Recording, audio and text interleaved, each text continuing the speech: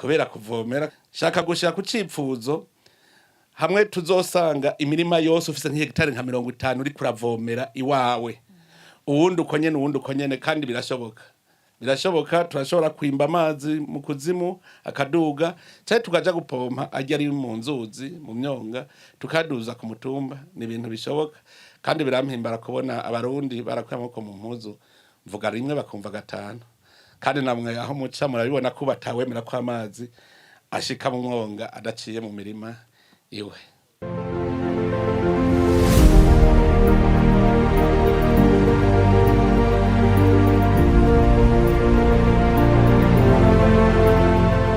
Uriko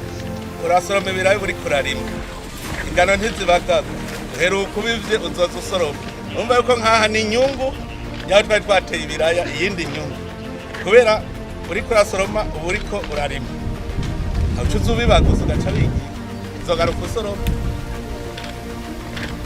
aha tukaja kurondera ngo ifarini urabona ko dushobora kurima ingano kandi zigakura urabona hariya hose kuri ya mitumba ari ahantu hameze neza urabona bimwe twavuga vyo guca imiserege navyo hariya muze murabona hasa neza.